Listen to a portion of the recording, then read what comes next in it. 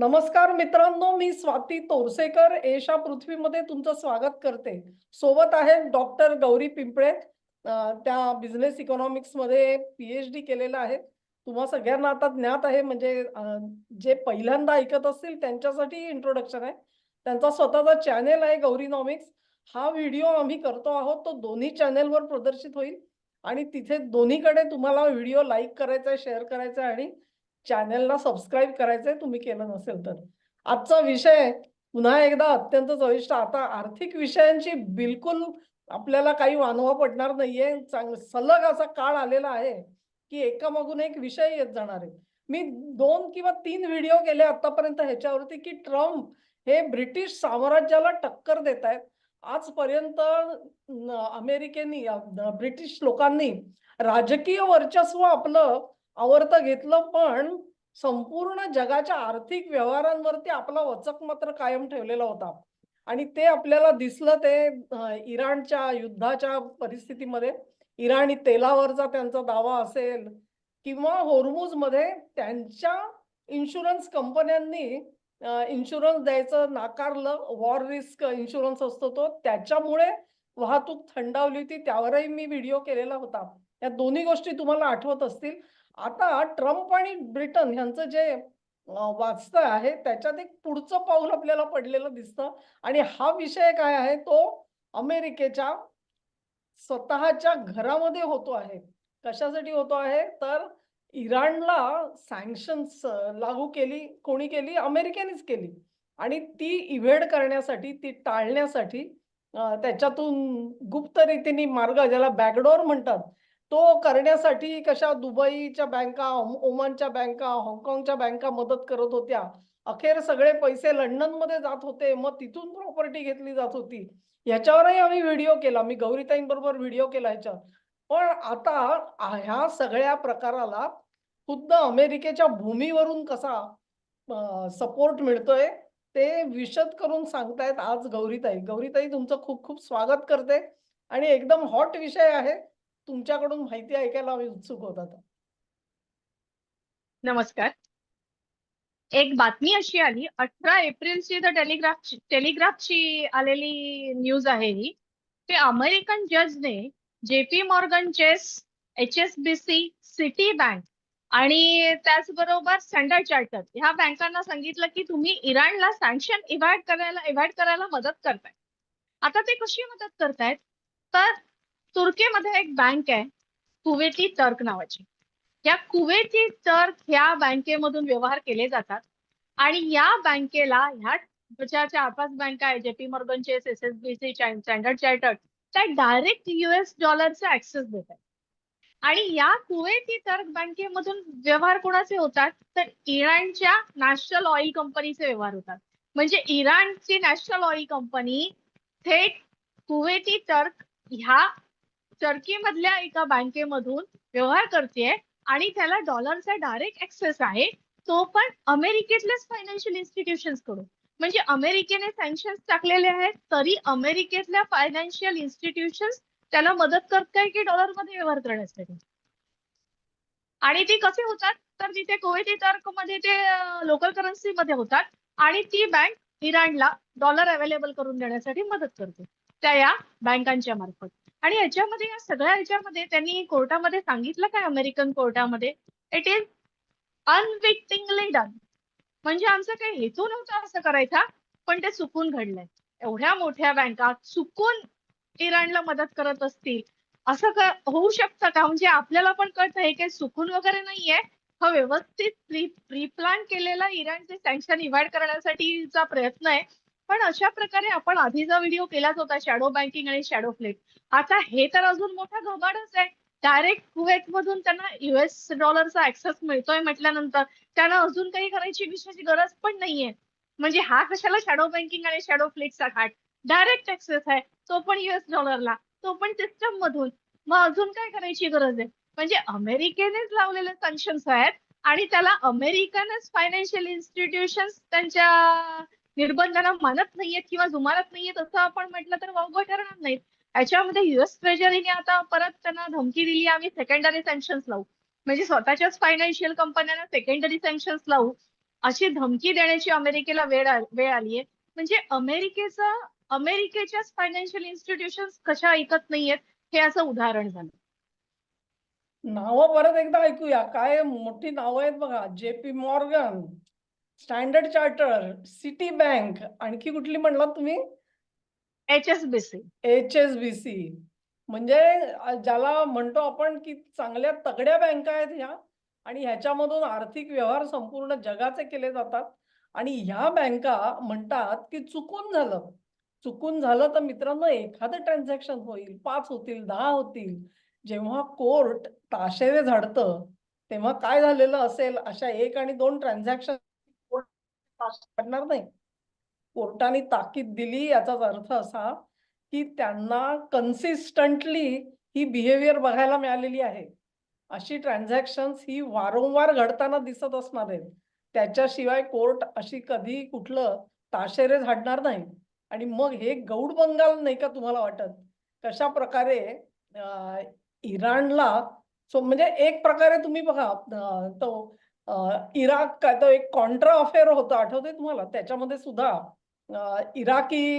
इराकमध्ये पण सँक्शन्स लागू झाले होते आणि मग त्यांना फक्त काय तर ह्युमॅनिटेरियन ज्या गोष्टी असतील त्या तुम्हाला पाठवायला परवानगी दिलेली होती. म्हणजे काय तर तुम्हाला औषधं पाठवता यायची, अमुक यायचं, तमुक यायचं. त्याच्या बदल्यात काही कंपन्यांना त्यात ऑइल मिळायचं इराकचं. त्याच्यामध्ये काही भारतीय पण सापडलेले होते आणि हे जे सगळं डिस्क्लोजर झालं त्याच्यामध्ये आपल्या परराष्ट्र मंत्री होते त्यावेळेला नटवर सिंग यांचा बळी गेलेला होता. तेव्हा अशा प्रकारे काही प्रमाणामध्ये सूट दिली जाते, पण तिचा वापर कसा केला, त्याच्या जेव्हा कथा बाहेर आल्या, तेव्हा हे सगळं झालं. आता हे जर का बँकांचं मॅटर कोर्टामध्ये आणि कोर्टाने ताकीद दिली आहे. कुठेतरी तुम्ही बघितलत का मीडियामध्ये? ह्याच्या विरोधामध्ये कुठेतरी अस्पष्ट तरी लहर दिसली का तुम्हाला? मग ती का दिसली नाहीये? आणि जर का कोर्टाने अशी ताकीद दिली असेल, तर मग अमेरिकन सरकारचं ह्याच्यावर म्हणणं काय आहे? मोठे FATF म्हणून आपल्याला लेक्चर मारत असतात, की तुम्ही हे करा, तुम्ही ते करा.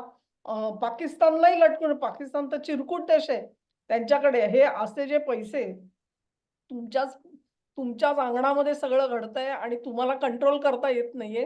ही परिस्थिती काय आहे? म्हणजे अमेरिका हतबल आहे असं म्हणायचं का आपण? तसंच काहीसं दिसतंय. एकूण सगळ्याच एंटिटीनी तसं बघायला गेलं तर अमेरिकेला जुमानायचं नाही असं ठरवलंय. याचा अर्थ अमेरिका कुठेतरी हतबल झालेली दिसते. आणि मेजर हे असा असतो की फायनान्शियल इन्स्टिट्यूशन्स जे आहेत त्या कुठेतरी गडबड करतायत म्हटल्यानंतर अमेरिकन सरकारच्या हातातून बऱ्याच गोष्टी निसटून चाललेल्या आहेत असे थोडीफार शंका म्हणण्यापेक्षा खात्री वाटावी असं हे एक नवीन आलेला जे युएसच्या जजचं हे आहे US मध्ये चाललेली केस आहे त्याच्यावरून आपल्याला जाणवतं की अमेरिकेच्या हातातून बऱ्याच गोष्टी निसटत चाललेल्या आहेत. खरंय. म्हणजे ह्याचा राजकीय अर्थ काय लावायचा बघा. ह्याचा अर्थ असा की मी जो व्हिडिओ केलेला होता, की इराणला ब्रिटनचं जे साम्राज्य आहे त्याचा पुरेपूर पाठिंबा मिळत होता. त्यांनाही दिसत होतं काय ट्रान्झॅक्शन्स लपून राहत नाहीत. त्यांचे जे ट्रॅकिंगचे ग्रुप्स असतात त्यांना कल्पना आहे. तिथे प्रॉपर्टी घेतल्या जात आहेत. मग ते कोणी घेतली, ती फ्रंट कंपनी कुठची, कोणाची, पैसे कुठून कुठे फिरवले गेले, हे काय सरकारी यंत्रणांना शोधून काढणं कठीण नसतं काही. मनात असतं तर त्यांनी तेही करून दाखवलं असतं. म्हणजेच एका बाजूला कारनामे कसे चालले.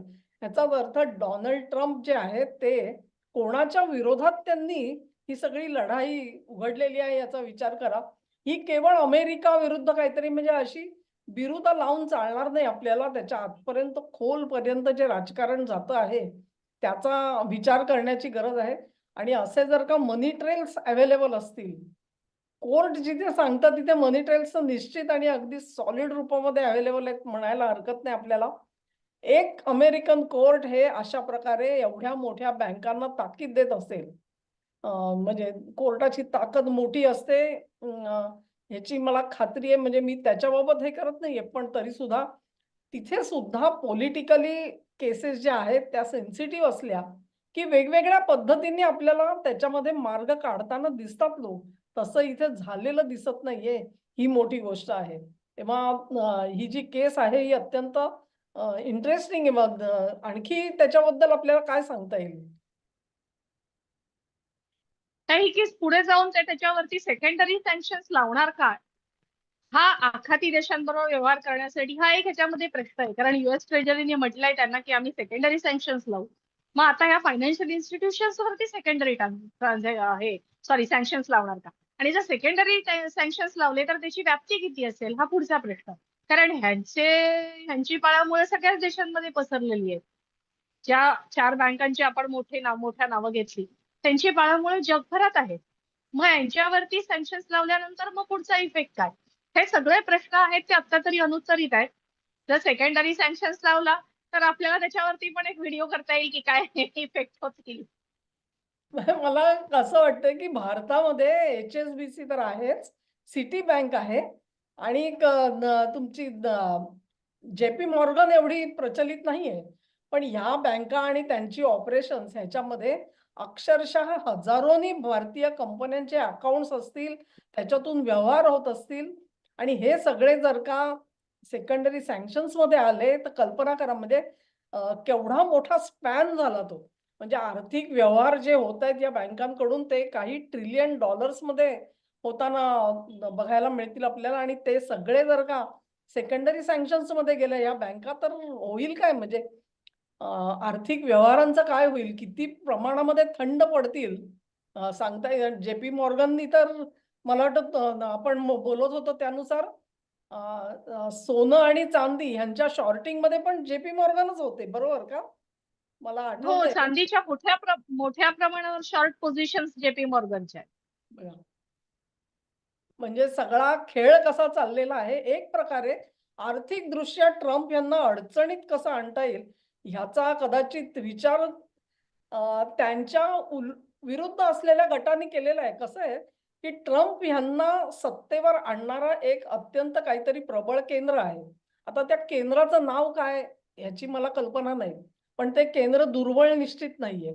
अमेरिकेचा अध्यक्ष निवडून आणणे आणि इतक्या कडव्या संघर्षामध्ये विरोधात असून सुद्धा त्यांनी निवडून आणलं म्हणजे त्यांची शक्ती जी आहे ती दुर्लक्षण्यासारखी नक्कीच नाहीये. पण ज्या शक्तीशी ते लढा देतायत, ती शक्ती सुद्धा सहजासहजी हार मानायला तयार नाहीये. हे सांगणारं हे उदाहरण आहे. एक प्रकारे आम्ही अजून एक व्हिडिओ करणार आहोत. मला वाटतं चंद्रशेखर नेने सर पण असतील. त्याच्यात गौरीताईंना पण आपण आणणार आहोत. आणि त्याच्यामध्ये आम्ही 2 विषय आहेत वेगळे. एक ग्लोबलायझेशननी काय केलं आणि दुसरा हा न्यू वर्ल्ड ऑर्डर. ह्या 2 गोष्टींच्या भोवती जे एक थोडंसं गूढत्वाचं वलय आहे, ते वलय थोडंसं कमी करायचं आणि हे विषय जे आहेत ते थोडेसे खोलामध्ये म्हणजे फार खोलात नाही, पण जरा तरी मिनिमम माहिती व्हावी अशा दृष्टीने करायचं आहे आणि तेव्हा हे विषय आपण जोडून घेणार आहोत. आजचा हा विषय तर अतिशय रंजक झालेला आहे, मला निश्चित खात्री आहे. आणि गौरीताई तुम्हाला अजून काही सांगायचं असेल तर अन्यथा आपण शेवटाकडे येऊ प्रोग्रामच्या. नाही, आपण पॉइंट्स कव्हर केलेत सगळे. जरूर. तेव्हा हा व्हिडिओ तुम्हाला आवडला असेल अशी आशा करते. आवडला असेल तर लाईक करा, शेअर करा. दोन्ही चॅनेलवरती सबस्क्राईब करा आणि तुमचं सहकार्य असू द्या. सहकार्याशिवाय हे चॅनेल जे आहेत आमचे आम्हाला कोणाचाही पाठिंबा नाही, मदत नाही, काही नाही. आम्ही फक्त तुमच्यावर अवलंबून असतो आणि म्हणून वारंवार ही विनंती करतो. धन्यवाद. धन्यवाद.